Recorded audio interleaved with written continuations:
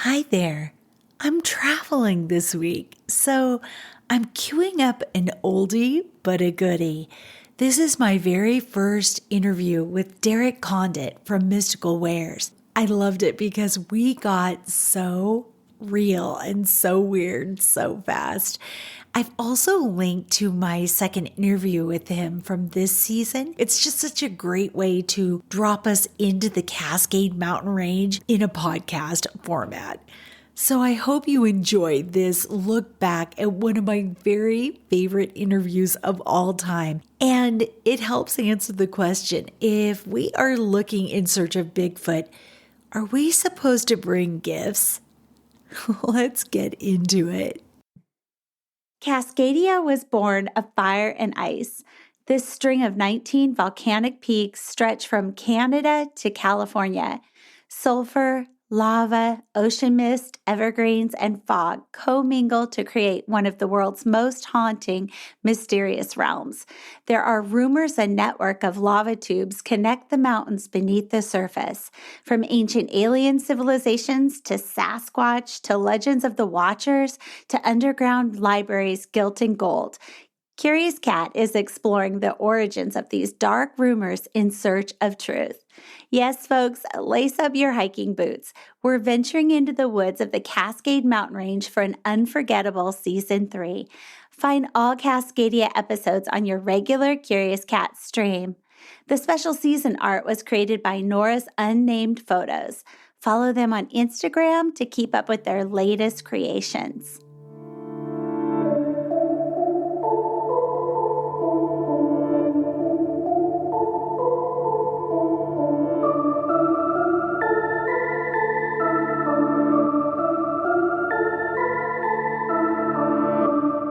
So if you streamed Cascadia's Mount St. Helens episode, then you know I held back the accounts of Sasquatch that go back more than a century.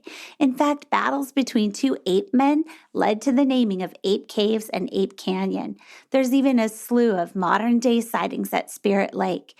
It nearly killed me not to share those accounts. It really did, but I didn't want to shortchange the subject of Sasquatch. He deserves his own full episode.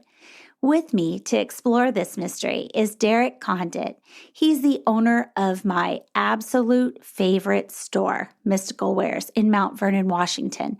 They're online too. He's a teacher, a healer, an inventor, a podcaster, and soon-to-be author. Welcome to the show, Derek. How are you? Oh, I'm doing great. Thank you. I'm happy to be on Curious Cat as well. This should be a lot of fun. Oh, it should be. So I've been doing this deep dive, like just straight up front. I've been doing this course that David Paulides, the Missing 411 guy, is offering on YouTube for free. It's like a 20-segment course that he's doing just dedicated to Bigfoot. And so I've been trying to do that as background, but you were the absolute perfect guest to come on the show today. So thank you. Oh, great. Yeah. No, I'm happy to be here. I'm always happy to talk about Bigfoot and Sasquatch as well. So, yeah, a lot of interesting stories. And I think, as you mentioned, the soon-to-be author, so I think I'm going to talk about a story that kind of made it into my new book I'm writing, too, for the first time. So that should be fun. Oh, that's absolute fantastic. So can you bring us back to the beginning? When did you first know about Bigfoot or Sasquatch, and when did it catch your attention? Oh, wow. I guess that would be, first learning about it, back in my teens, of course, hearing the stories, watching the TV shows, the documentaries, all that kind of thing, reading the books. But as far as so I have a background of that, probably the typical person. But then getting into my personal experiences, that brings us up to, I think it was probably 2016-ish, something like that. I actually was living in the town of Gold Bar, which is in Washington State, right at the base of the Cascade Mountains. So we're talking about just deep forest everywhere. I was literally in the mountains. So that was an interesting place to be. And actually at the time, I was a correctional officer, a prison guard. So I was actually working in the graveyard shift. at a maximum security prison for those that are listening that maybe know the area, in Monroe, Washington. Mm-hmm. We're talking it was on Highway 2, again, so that somebody can reference if they know the area, because it's kind of a known spot that I'll describe here in a moment. But I was going to my night shift. So I'm telling you that because it was just before it was starting to get dark out. So I don't know, it was maybe 5 p.m. or so.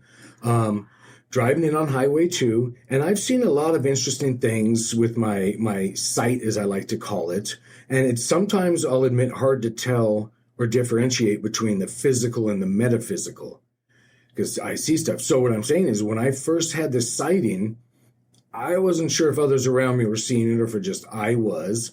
But I was driving down Highway 2, heading towards Monroe, the city, and on the side of that street, and people can Google Earth this if they're interested later, and you can zoom in on that spot, and there's a little mini church on the side of the road that's about 6 feet tall. Yeah. It houses maybe 2 people literally sitting in there. So it's a little tiny chapel, tiny thing for hikers to pull over just before they head up to the mountains for climbing, for different things. And I'm referencing that because that was approaching when I was driving towards the prison, and I saw ahead of me a figure crossing the highway, and I was still driving this time, so I was going toward it, and it was still in front of me. So I'm like, well, that's unusual. That's odd. And it first caught my attention because it was dark in contrast to everything else, and large. And I'm probably going 55 miles an hour at this point. I don't know the distance, probably not even half a mile in front of me, so a little distance ahead. And then as I get closer, I realize, well, that's too big to be a person. And then being from this area, well, yeah, the first thing that jumps in my head is, am I really seeing a Sasquatch trucking across Highway 2 while I'm going to work? And I already know they're real because I've had dozens of encounters where it was audible or just straight communication, things like that, to call it telepathy, to stuff being thrown, all this typical stuff you'd see on any Bigfoot or Sasquatch show. Been there, done that. And I'm not mocking it, and it's a lot of fun. But I had all that. In fact, I kind of jumped in, so I'll have to back up in a minute, different story. One gifted us something, and I'll get into that. But to finish this story, as I was driving, again, I'm still a correctional officer. I was there 16 years. Driving, saw the figure. It didn't take but 10 seconds because, again, I was going toward it. I realized, oh, my gosh, that's Bigfoot. And he's, by this time, I don't know, 3 steps at best. He's across the highway. It's not a huge highway, but he was just over it in no time. And here's where the little tiny, I keep calling it a church, but a little steeple, that little house I'm talking about. I know the exact one. Oh, funny. Okay. Yeah. So right there. So that now and that gave me a reference. And what am I heading? I guess I'd be heading west. It's kind of the highway kind of turns, but I'm going to call it west towards Monroe. So off to the right is that little chapel. Fields there, as you know, just some farm fields, a couple hundred yards, the best of those, and then woodline. That's it, straight up into the Cascade Mountains, trees, forest, all of that. So the Sasquatch crosses the road, passes behind the view of the church steeple, so gives me a reference, and he's right there within close of it, into the fields that were growing corn or something. They were darn near 5 foot tall stalks. This guy was 3 or 4 foot above that, which gives me my height. I've seen how many shows, so of course I'm doing also my head guesstimating. I don't know, 9-ish foot tall. And he didn't turn around this time, didn't turn around, blink an eye at me, just started trucking through the fields. He had a place to go, was going from A to B, ran off into the woods. So, and I have more exciting stories, but I'll tell you that one, I'm not done with this one either, but he ran off, and that I still was thinking, okay, maybe it's my metaphysical sight or my psychic eye or this, that, and the other, spinning it 20 ways in my head. Oh no. I get the wherewithal. I look in my rearview mirror and there's cars pulling off the road, going on the side. I'm like, oh, I guess they probably saw something too. And I just continued on, sort of thing. And, but yeah, he didn't turn around and wave or anything. I'm just kidding around, but it was clear as day. Cause by the time I got up to that little church, he was just, I don't know, 50 yards off in the field. I mean, you could see what it was. And he was just ran off in the forest. Yeah. And then I went on to the prison and, stories. Yeah. The stories from that work in there. Go ahead. Yeah. Well, I was going to say, because for people that aren't from this area, that you're calling it a church because it is a place where you can pull over, like you were saying, and worship, but it is tiny. So it really does give you a sense of scale. Mm-hmm. Yeah. Yeah. And he was well That's over incredible. that. Yeah. And he passed behind it. So again, it wasn't like a half a mile behind it because you could see where he entered the field. I mean, it was grown corners. I mean, it had to been corn being that tall. But it was right in that area. So that was That's amazing. the first visual encounter I had. But yeah, no, I've got other stories if when yeah. Well, I was going to just like interject that there's lots of different names for him. And the course that I'm taking, they kind of go over them. We know Sasquatch, Bigfoot, Stick Devil, Kushtaka, Wild Man, Ape Man, Yeti. There's all sorts of names for him. And then also I just have to ask because during the course they were talking about there can be gray fur, white fur, brown fur, black fur. And one person who is an elder in a tribe, he observed that maybe that what happens with us is, a hominid, I don't know, Homo sapiens is the same with them, is that they can have a darker hair when they're younger, and then it thins and grays when they're older. So I have to ask, what was the color of the fur of the Sasquatch you encountered? Lighter to brown. I'm trying to think of something here I could grab. Yeah, like a minky brown. Yeah. Well, kind of like I don't know if that's on video. Yeah, like a rusty brown. Yeah. So he wasn't a gray one or anything like that. And I'll tell you more input on that too. The frequency changes. So on the frequency of the Sasquatch that they can hold, so we'll say the metaphysical capabilities changes that as well. It's all in it because I got crystals in here that I straight up just zapped the color out of. This is a smoky quartz tower that was all smoky. I know I'm moving it fast and all that, but it pulls the color right out of this just doing energy work in the office of all kinds of trinkets. And they do the same thing. Oh, they do the same thing. Okay. And so maybe that fur color is a reflection of that like energy exchange? Not always, but often. So if they have the gray ones or lighter colored ones, ringing my ears right now, that's a whole energy thing too. So they can hold certain frequencies, and when that happens, it affects what's around you. And sometimes that's your fur. Some people, humans do it. They'll have a shock and awe moment. Somebody's strand of hair will go white overnight, or this, that, and the other. Totally. Yeah, and that's an energy thing. Usually, it's a shock, and sometimes at night it's a dream energy thing, and it comes in. So, but yeah, that happens. Wow, that's so interesting. Okay, so we got to go back for people because one thing I did mention in the intro at the top, but you are I don't know, you seem very uncomfortable with any sort of titles for what you do, but I'm just going to tell people, I have done a session with Derek where he does a medical healing and then he takes your higher self and he's kind of talking with that higher self and giving you some guidance and pulling away some attachments. And it is so worth doing. So if you do anything at the end of this episode, get on Mystical Wares and sign up for that as a gift for yourself. But it brings me back to the energy and the metaphysical piece. And I just want to dive in more. So had you, before your actual encounter with him in 2016, you'd been places and sensed him, that energy? Tell us more about that metaphysical, vibrational side. Yeah, and so and for those listeners as well, in some societies, people like me are called seers, because I have vision as well. I get to see stuff, and often it comes off, I'm pointing for whoever's watching video, off to the right. And a lot of it's there, not always, but it is. So I've always had the visions or the sight. So like I don't know, it's like your imagination coming real just on another frequency. As I'm even saying it, my ears are just ringing like crazy. Typically people say that's tinnitus. No, it's an energy thing. Yeah, absolutely. So with that sight, and I like perceiver. So I'm an energy perceiver. It's just like when we eat food. We don't just taste it. We see it. We feel it. We experience it. We get happy about it, hopefully. Same thing when I perceive. So then I get to communicate and things like that. So I've always communicated. But as I've progressed, I guess I like that word better.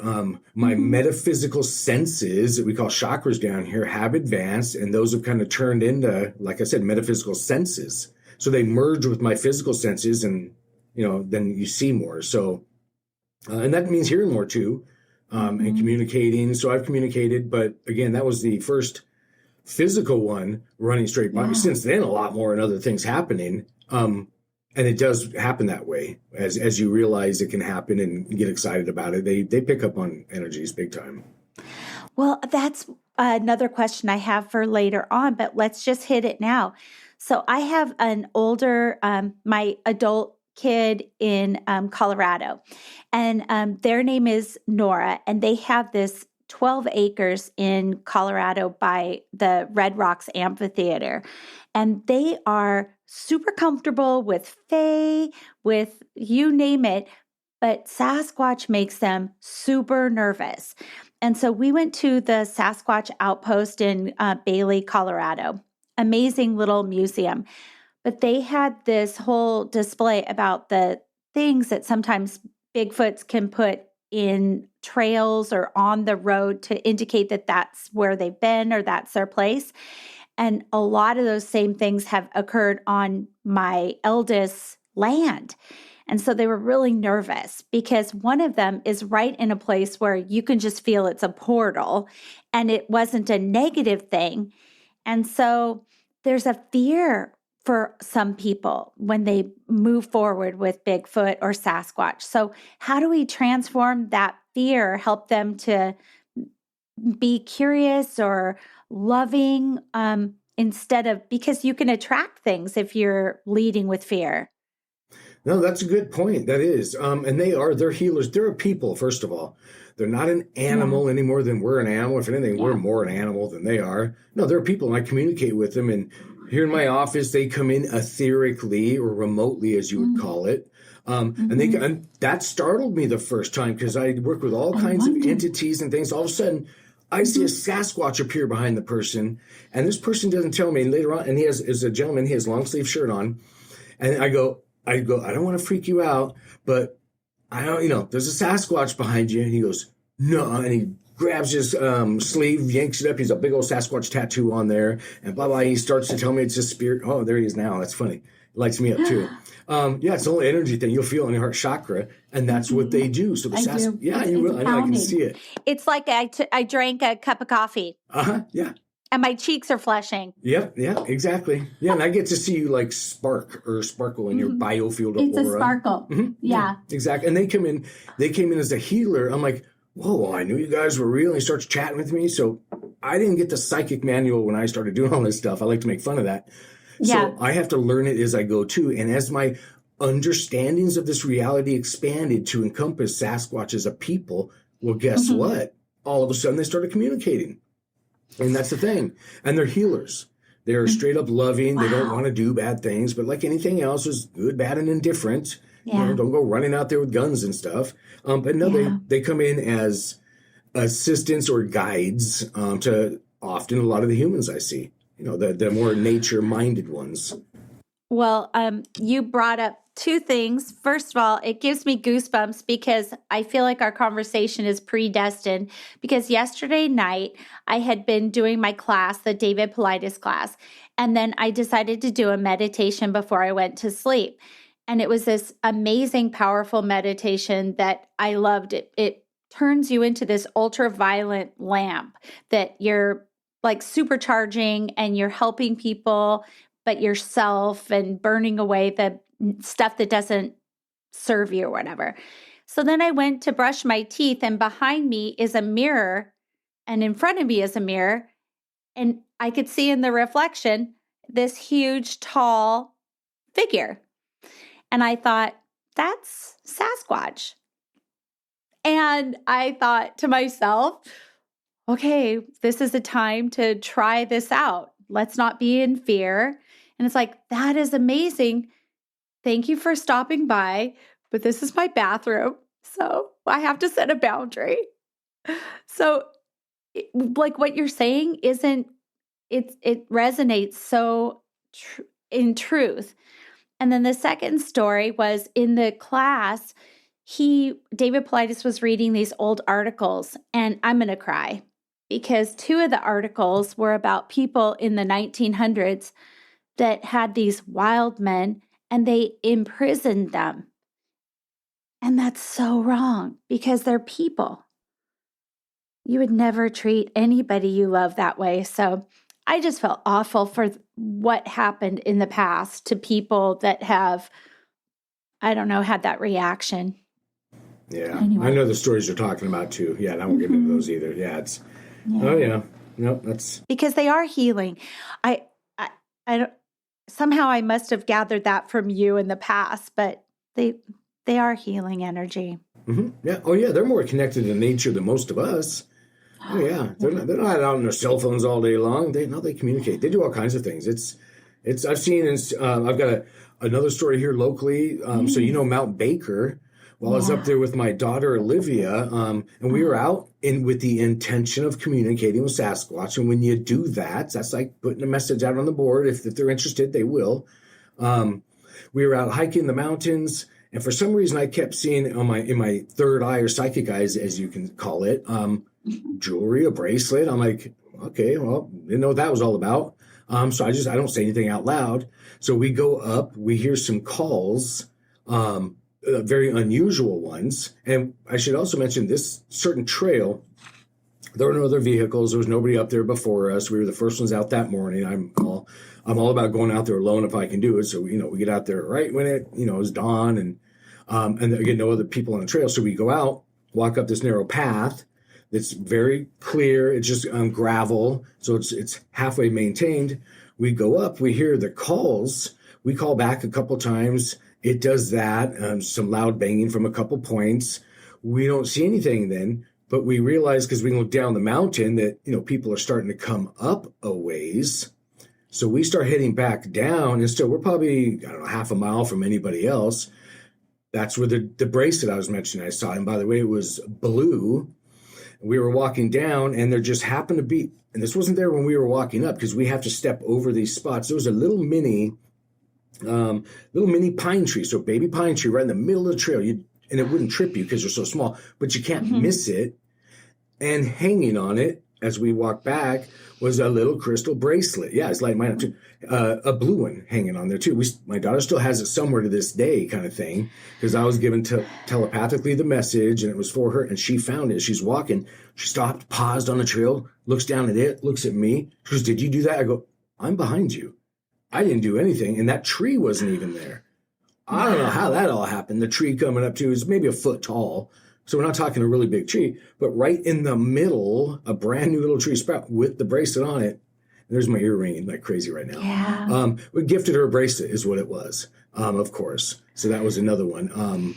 So that was a really interesting one where it was a tangible thing. And since then, lots of stories where her and I go out gifting fruit and quartz crystals or shungite in spots, not on a trail, off. We'll go, I could travel for a couple miles and just random right turn and just go here, there, and wherever where nobody's been, and you can tell.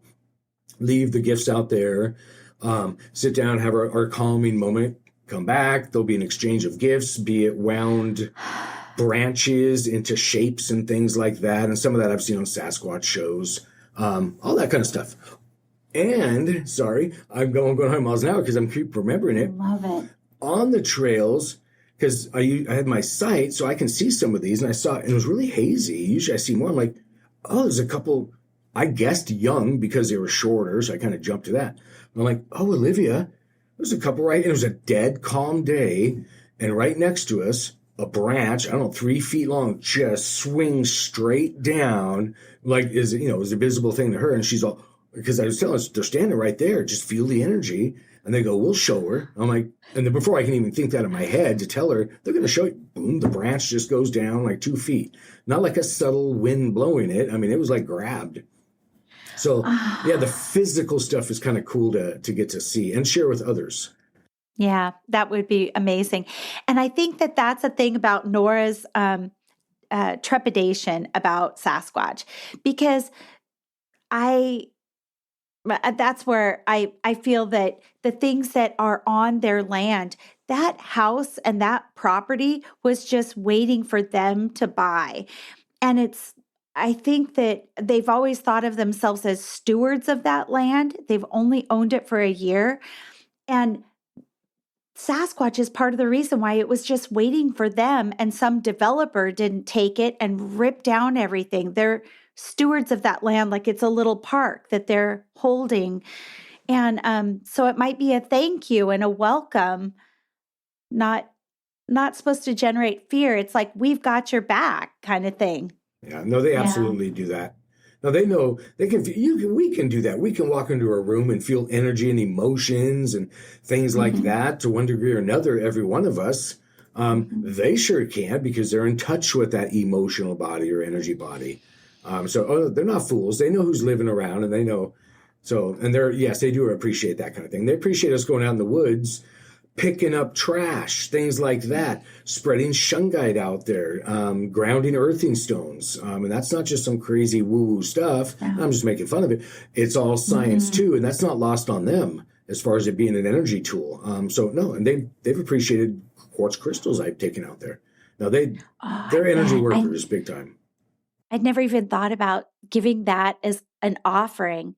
When we were in Colorado, we did an offering to the Tommy knockers, and it just felt right. And I had this little gold bird, and it just felt right. So give to Sasquatch too. So they're highly intelligent. People talk about them as dimensional jumpers, because there's been instances where there have been tracks and then they just disappear. Have you ever had experience with that? Oh, yeah, and I know what they do, because they don't fully disappear when they do that often. And that was a honed sense. What they're doing, I don't like the word dimensional, because that makes us think about a different place or something. What they do is they go to a different density. So if we think of ourselves on a radio, they just turn the dial from, I love country music, from country music to something else, frequency. So what they'll do is generate an emotion around their energy body, which is a greater portion they use. That puts them at a frequency with us. So you can call it lots of things. You can call it going invisible. No, they're in a different density and energy. Just like turning on your desktop fan, you can see the blades when it's on slow or low. Turn that sucker on high, it goes invisible. Same thing. Yes. Oh my God, you just blew my mind. They access all 12 of their DNA strands. We have 12 too. I don't know, what do they tell you? You got 2 or 3? I don't even know what the doctors say. But you got more. And they're your metaphysical strands. And all you have to do is think about it, get excited that you know about them now, and guess what? Those little suckers start working. And then your chakras, which are your metaphysical senses, like I said, sink in. And then all of a sudden you perceive it all at once. And you never know how that's going to manifest. But that's what they do. Yeah, they change your energy field. So have you been able to have any sorts of conversations with them? Like, I have so many questions, and maybe I should just go out in nature and ask to connect with them. But are they creating art? And is it out there for us to see? And have we misattributed it to some old culture and it was them? So art was a big one. Do they dream? Do they sleep and dream? Okay, that's good questions. Yes, I've communicated with them. I haven't asked them any of that stuff. Usually when they come in, we're dealing with a client. They're like, I don't call them in. They just pop in. I'm like, oh, yes, this is one's with you. And again, usually the person has a synchronicity or a tie-in, or, oh my gosh, I just thought of Sasquatch this morning, or whatever. On the art part, yes, they do some of the drawings and things. They'll take rock. So any of the ones, it's not the ink ones. It's the ones where rock are carved in, where it looks like it was like laser etched. So the etched ones are them. Yes. Yeah, those they do. Oh, wait, what else? What was the other thing you asked me? What was the other? Dreams. Oh, Oh, yes and no. They exist in dreams are just another density as well. Mm-hmm. Okay, because we're not restricted to this vehicle called a body. They sure in the heck. So they're conscious dreamers. So they dream while they're moving. There is no separation. I don't know how to term that, because we don't really have words for it. But you kind of get the gist of it. So, yeah, they can step into dreams. So let's say an ancestor of theirs transitioned or passed on or died. Well, they didn't die. They're in dream state. So then they just imagine it, just like I do in remote perceiving. They used to call it remote viewing. No, you can remote perceive. So they don't have to go to sleep to do it. It's a conscious thing. And I think we can all do it. I swear that was my next question was about burial rites, but really, if it's a matter of density, they probably have a different grief and bereavement process than us because they know they can access that loved one in a different way. That's not even different from us. That's what I do. I can see what we call dead Yeah. people. Not dead Yeah. people. They're disincarnate. You're out of your vehicle. You're not your body anyway. You're an energy being. And they can just jump in another body just like we can. So yeah, they can just focus and see their passed on grandma, grandpa, whatever I don't know what they call them. But yeah, no. So that's just, I'm not worried about it. So people that have passed in my life, no, they're out of the physical body, but that means they're closer. They're here instantly. And they were anyway, but no, it's just a different way. And there's my ears ringing again. It's just once you expand your any of us, not just you, or understanding and go have that aha moment or epiphany and go, oh, they really don't go anywhere. Then guess what? All of a sudden it turns on more. That's how it goes. Yeah, I'm sure there's a scientific I get term. that. Mm-hmm. Yep. It's just a matter of acknowledging it because my dad does that too. It was the other day and I can't even remember. I went into the kitchen and there's a light that blinks and I know it's my dad. And I told my dad a month ago, because he was making it blink so much, I said, I think I need to replace the light bulb. Or is this really you, Dad? So then he got quiet with the light. And then last week he started it up again, but it was the intermittent. And I talked to him and I said to him, if you were in the physical world, I wouldn't be in California visiting you. And here you are having coffee with me every single day. So I agree with you. Mm-hmm. Yeah, it's science fact too. I'm a geek, so I'm all about the science too, and I won't bore you with all that. But no, it is. No, I love that. Yeah, it is a thing, and there were energy beings, and the more I realize that, then the more, as I reference here off to the right, the more I get to see the stuff because I'm just open to it, and it just turns on. It's not a special recipe I've been taught somewhere. It's a get out of my own way and head and beliefs, and know that anything's possible, and then hang on for the ride because you never know. Hang on for the ride is right. Oh, that's amazing. Oh, I love your stories. Wait, you said you had another story that you teased earlier. Oh, yeah. Yeah. And that's when I was just looking at him like, so, and this brings my dad in. So his name is David. He's, oh, geez, what is he, 85, 86 now? So I get to talk about this stuff. He's actually, and I didn't know this until, oh my gosh, I don't know, 6, 7 years ago, this part of the story. I grew up, so I'm ex-Army myself, so I got lots of Army stories that are going in here with the metaphysical stuff in the book I'm writing. But for this one, what I knew was he was ex-Marine. So we'd go back and forth, Army's better than Marine, better, blah, blah, blah. And that's the thing. And that's all I knew. Yeah, that he was Marine. Oh no. By the time when he was just turning 80, I think it was, he was, in fact, at that property in Gold Bar. I didn't tell him the story about the Sasquatch because he's 80 just about at that time. What he at that time tells me, he wasn't Marines, he was ex-NSA. So he was a straight up spy. Oh yeah. And I'm like, he goes, he's a thing called the NSA. I'm like, Dad, I know what the NSA, he doesn't know what I know. So I'm like, having fun. And he goes on to telling me about them flying him different places. And I'll keep some of this short because it doesn't Sasquatch tied. But apparently he had some metaphysical stuff going on in him too. My mom was psychic too. It wasn't called that then, but she was. Because he could translate Morse code instantly in his head. So long story short, they put him and his team on a plane, fly him over. He'd hear the Russian Morse code. Oh, my ear's ringing again. And he would just translate it right there in the fly and things like that. So a lot of other, Okay, thank you both for your service, but also you came by it genetically on both sides.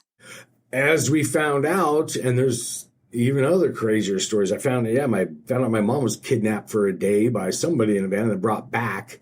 They did that to me too later in life. So I got crazy stories, but back to my dad's one first. Let me think. Oh, so find out the spy thing, and he tells me all of that.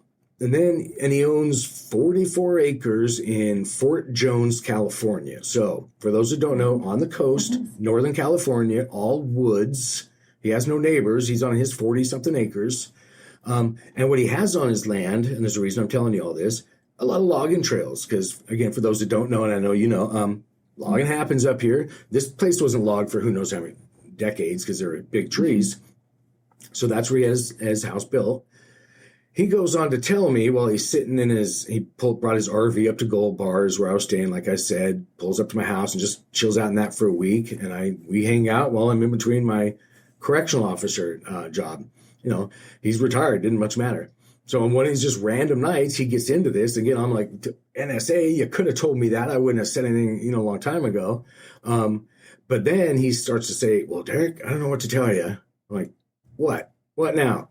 And he goes on to tell me this story.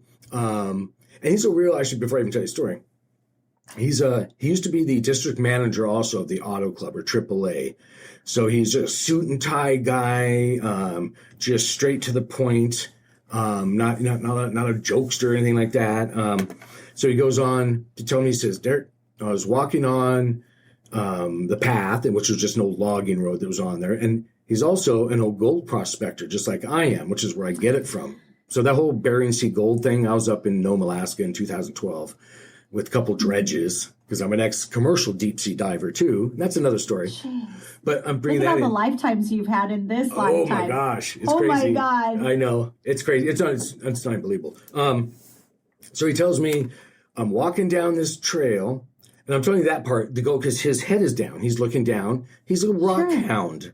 We call ourselves rock hounds and things like that. Yeah. So his face is looking down, he's always looking for his next, because he, finds gold mines and veins and sells them and stuff like that still at this age. So he's looking down, walking out there. He says, I stopped and looked up, and he said about 30 feet from me, there was this figure, and he goes on to describe, and he doesn't have words for it. He's, again, 80-something here. He doesn't know the word Bigfoot or Sasquatch. He's not watching cable TV. He's watching whatever his old shows are. Actually, it's football. That's why. But all he's watched for decades. He's just that guy. So he has no comprehension. Starts to describe, he says 8 or 9 feet tall, big hairy figure completely. And he says, I go, Dad, that was a Bigfoot. He goes, it probably had big feet. He was really tall. I'm like, no, it's called a Bigfoot. And he just kind of looks at me. And then he goes on with this. Again, he's 80. So he goes on with this story. I go, well, what was he doing? I said, what was it doing?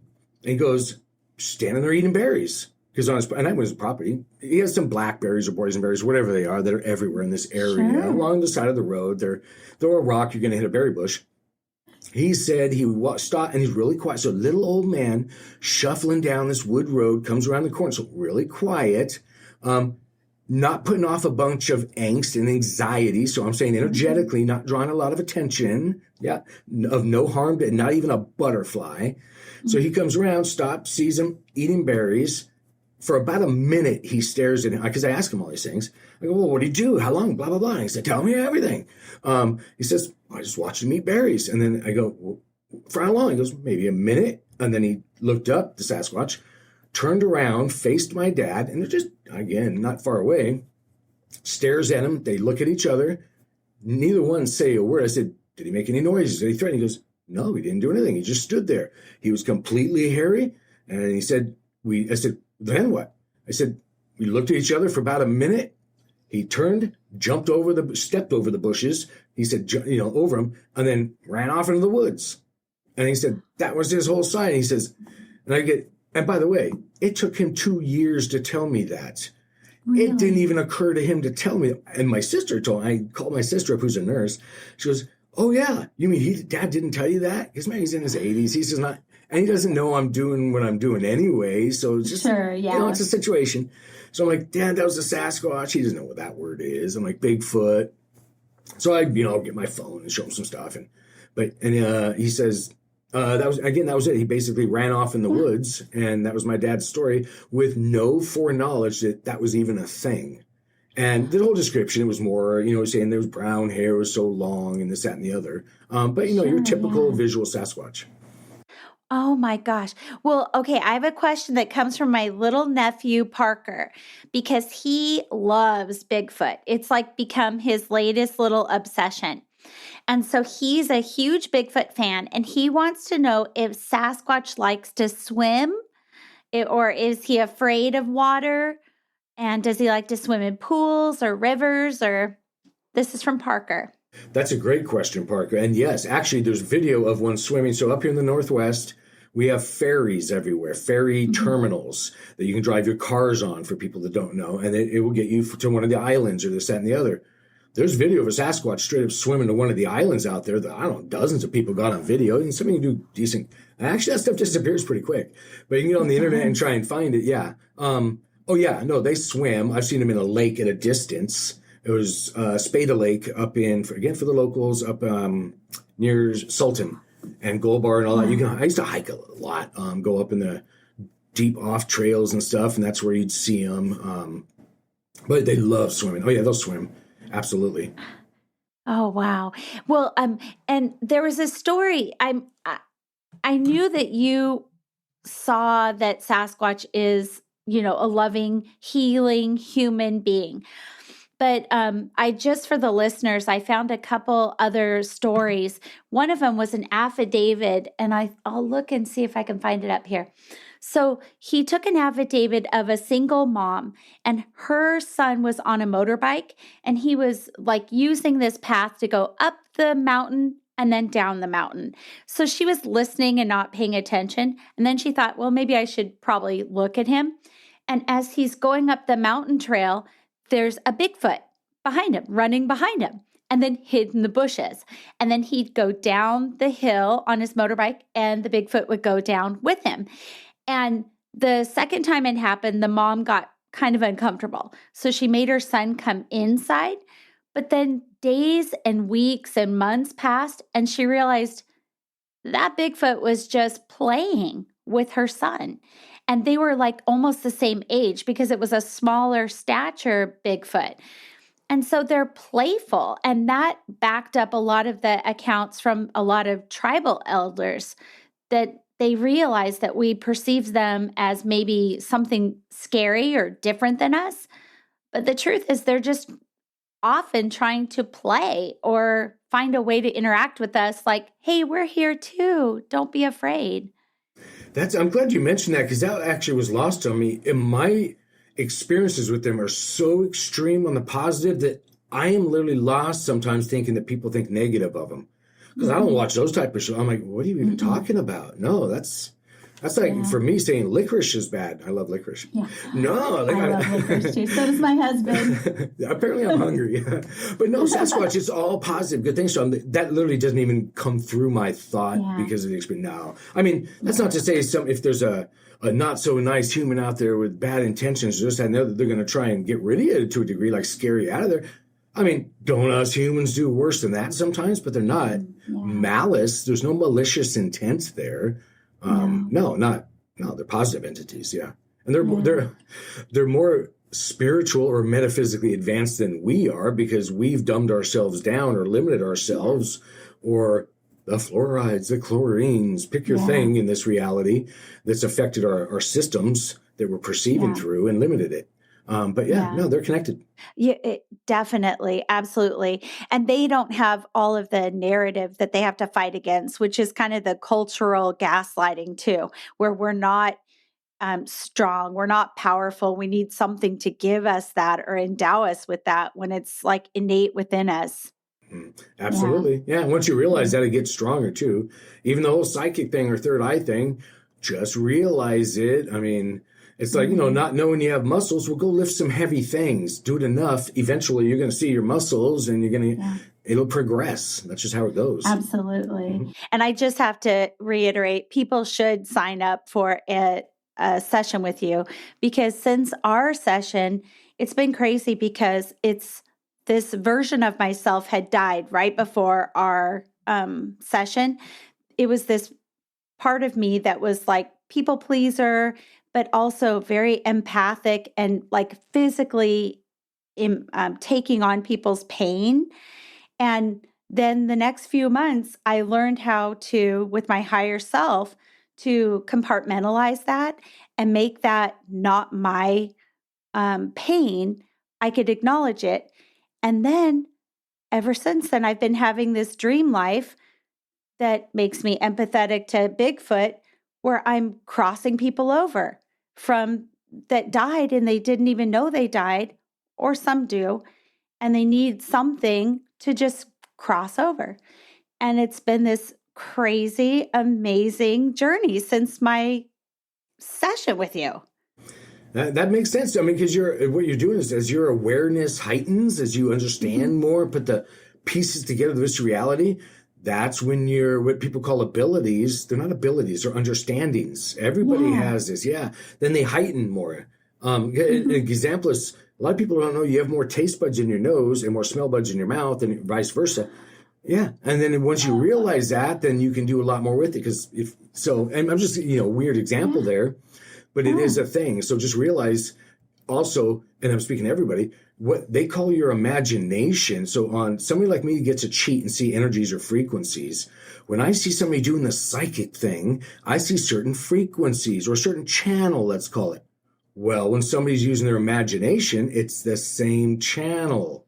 So what I'm saying is, use your imagination. Don't let anybody tell you it's fake. That's BS. It is absolutely real. It's in there that the messages often come, and they're from yourself a lot of the time. So don't expect to hear some voice with an accent or something like that. Don't be surprised if you do.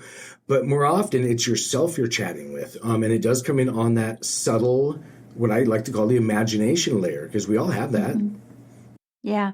And you had me working on the connection between the head and the heart, I think. And so I'd been working on that, and it made perfect sense to me, because what it taught me is my example is I have a cat that's epileptic, and he would have a seizure, and it used to hurt my body when he had a seizure because I felt so awful for him.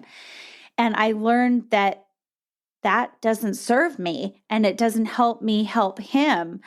And so instead, I can see his pain and comfort his pain, but it's not my pain. And that's the journey I needed to be on, to having these encounters with people in my nightlife. Yeah. No, absolutely. And in fact, on our Mystical Wares YouTube page, so it should be able to be found like that, I just released a 3-hour class where I get into a lot of that with slides I put together and graphics and stuff. So that's all there for free. Yeah. Where I teach you about the energy containers and where we can all do these things. Yes. You really can. So it's just be open to it, and again, expand your understandings, and then the abilities heighten that we already have. And I do want to talk more about that class. Was amazing. I took that class, and you are so generous with your gifts and with your, you help people be abundant with your abundance. And it's just so powerful. But before we turn to that, and your book and your podcast, what else about Sasquatch do you feel like we're missing? Or how can maybe the listeners have that kind of experience that you and Olivia had, where you set an intention to have an interaction and then try that? No, that's great. I'm glad you asked that. And it starts before you even leave the house, because what they pick up on is the space, not the space here in 3D physical reality, the space, the energy, the emotion you're holding. So what I'm saying is, get excited that you are about to meet a Sasquatch, not that maybe, that it's already happened. That's the thing too, and that ties into the healing. You don't want to be healing. Yes. Yeah, you want to be healed. So then already know you can experience that, get excited that's happened, and then take out. Now in the 3D, because if you're going to probably have an interaction, don't bring out a bag of M&Ms or something like that. Think more positive. Yeah, I mean, just think of that little kid in your life that you gave candy to, rarely how they respond. Well, just imagine somebody, so not a good idea. Fruits, vegetables, things like that, feathers, shells. Oh, yeah. They like all those things because they make basically what we call orgone devices or orgonite.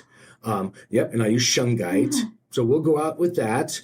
And then they'll know. So literally, I'll just go through the recipe, hold that in your head, your imagination, say, oh, hey, Sasquatch, if any of you are listening, and you can say this in your proven scientific fact, telepathy is a thing, and that's just speaking in your own head. Yep, and we all know that's real. So just do it with the intention of, you don't have to know the Sasquatch secret phone number. You just think it, and then those open to that will all of a sudden pick up on it. And that's how the whole psychic thing goes. And I'll make fun of it quickly. But go out with the right intentions and feelings, and then, get away from other people, because you don't know what songs they're playing in their aura at that time or biofield. So I'm not dissing anybody. I'm just saying, No. It's your time and space. So then go where you can, and then hold space, get excited, have fun, set it down, chat, talk, and then hold on again, like I was joking earlier, because you never know where it can go, from the branches moving, like I said, to stuff. And it's happened with us. An apple just gone, disappeared. We're looking around we're just sitting on a tree stump, chit chatting, having fun, having our lunch, and then it's just straight up gone. And that one I couldn't explain at the time. I didn't have my sight fully on in that encounter. So I'm like, okay, I know what happened to it now. But then I'm like, wow. Basically, again, I'll just use the word phased into the density. And then once you hold something and you phase out, it's in your density. So then you phased out. So that's how you can do it. And there's a whole spaceship deal tied into that one on how they do it. But it's just a frequency. So that happens. And then again, go out but don't be upset if all of a sudden you don't see, Sasquatch Sam trucking right in front of you or something, because that might not always be a thing. And they're not here to perform for us. But they will appreciate. And if you go at it like that, and if, by the way, you're on your way out there and you see that little piece of paper or clothing somebody dropped or something, pick it up, put it in your pocket. I just lit up my heart chakra. That's not lost on them. That they know, even though it's our garbage, they understand the intention behind it. And then they'll pick up on that. So all of that matters. And then just go out and do that. And then be open to maybe, because let's keep it real too. Some people aren't ready to straight up see a 8, 9, 10-foot entity come trucking through their field. That's going to be a shocking odd thing. So maybe they'll hear it. Maybe they'll pick up, they'll feel it, a glitch in the matrix. I'll make fun of it. Who knows? Maybe your heart chakra, you're going to be a big one on that, being a huge empath. Yeah. You're going to end up that big welling up sensation from nowhere. Well, it's not from nowhere. Yeah, love. Yeah, love. Yeah. It's a frequency they're tuning. That's why you can grab a guitar, put it in one corner of the room, pluck a string, a guitar in the other corner, that same string will reverberate. That's what they're doing. You're emanating love. So then go out there, and then you may hear a knocking. Again, just be open to any of it. And that's how it goes. And then name your, not now, but in any of these Sasquatch shows, be it a nest, as they call it, or a tree plucked up, stuck upside down in the ground. I've seen it all, to where it was just straight up impossible for, a human to go out and do it in some of these spots. It's so and especially in the Cascades, as you know, this is a great spot for it. So, don't go to New York City Central Park, get out. I'll stop here in a moment. What I will say is I've seen them in the desert. I used to live in Prescott, Arizona, in Prescott Valley, all over Arizona. No tree. I couldn't find a tree anywhere. Trucking right through the desert. So they're in different locations that you wouldn't expect as well. I just had you would say it's my imagination brought something forward, so I have to mention it. But I wonder if people, first of all, they would have a visceral fear if they saw like a 9 or 10-foot creature, man, that they're the ones that maybe do smell it or hear footsteps, that kind of thing. So that makes sense. They're trying to be respectful in a way. And then the second thing is, this is what came forward, is what if we can ask Sasquatch, our higher selves can have a conversation and say, can you teach us to be more part of nature, or, something? And if they maybe would come forward and be a teacher to our higher self and us. They will and do that. And always know it's going to be, metaphysical psychic communication to start with. And that's where you want it anyway, because 90% of this reality is metaphysical. 10% is physical, and that's just physics, science fact. Get in the 90% is what I'm saying. Yeah, get in there, use that. So you can, communicate and work with Sasquatch right from your New York apartment building or my little shack I used to have way out in the woods. It doesn't matter. Yeah, you can do it. And they'll teach you stuff. It's not a special secret pose or yoga position somebody has to learn. It's just, and I'm not just in yoga. I can't do it. I'm just saying that, it's a space, a feeling of being, a state of being. Get in there, hold it. And as you had mentioned earlier, it's called heart-brain coherence, moving energy from your third eye to your heart. That's kind of like an etheric workout. Do things like that. And there's lots of workouts. you're going to boost your metaphysical senses, your third eye and your heart. And you have another brain, as you were in that class, a whole sensory neurites, another brain in your heart chakra area. And that's that welling up that you can activate. Oh, that's amazing. Okay, well, before we hit the end of the hour, I wanted to ask you about your the podcast, Shungite Reality. And so can you tell us where people can find that and what your content is? Sure. And, hence the name Shungite Reality. So it's a mineral shungite. And I get a lot of that on our website as well. It's not just any old mineral. It's great for earthing, grounding, communication. It's actually what helped me heighten to more of what I already was. And same thing for all of you. You're already active. You have these abilities.